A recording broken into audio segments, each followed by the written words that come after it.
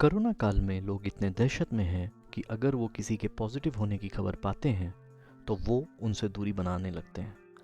यहाँ तक कि कल तक जो उनके अपने थे, चाहे वो उनके पड़ोसी हों, दोस्त हों, रिश्तेदार हों, सब पराये होने लगते हैं। एक दूसरे के सुख दुख में साथ निभाने वाले के बीच आज कोरोना वायरस का डर इस कदर फैला है कि लोग एक दूसरे का तिरस्कार करने लगे हैं। लोगों में ऐसी दहशत फैल गई है कि लोग आपस में हर तरह से दूरी बना रहे हैं।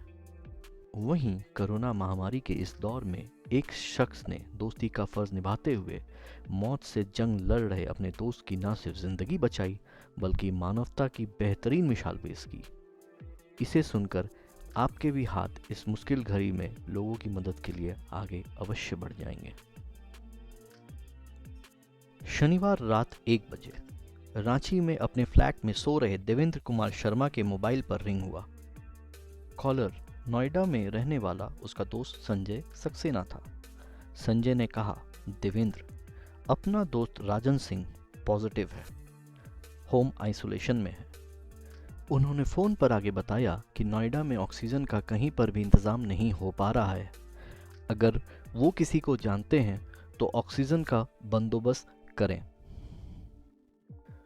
उसके पास सिर्फ 24 घंटे की ऑक्सीजन बची है, कहीं मिल नहीं रही है। ऑक्सीजन नहीं मिली तो राजन को बचाना मुश्किल है।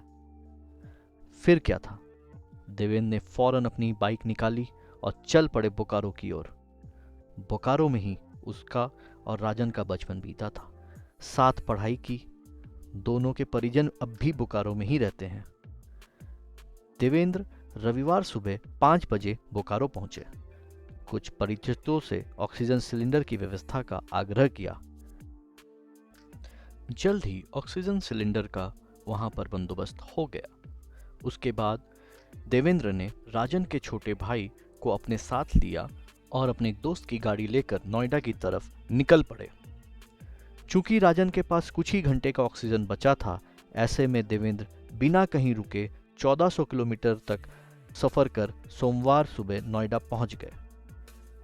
उस समय राजन के पास मौजूद ऑक्सीजन अंतिम सांसें गिन रही थी। आनन फानन में देवेंद्र ने ऑक्सीजन सिलेंडर जोड़ा और अपने दोस्त की बंद पड़ रही सांसों को एक नई जिंदगी दी। अब राजन रिकवर कर रहे हैं और स्वास्थ्य लाभ हो रहा है। कोरोना काल में दोस्ती की इस कहानी ने एक शानदार मिसाल पेश की है। आगे भी हमारे साथ ऐसी ही अच्छी और पॉजिटिव खबरों के लिए जुड़े रहें।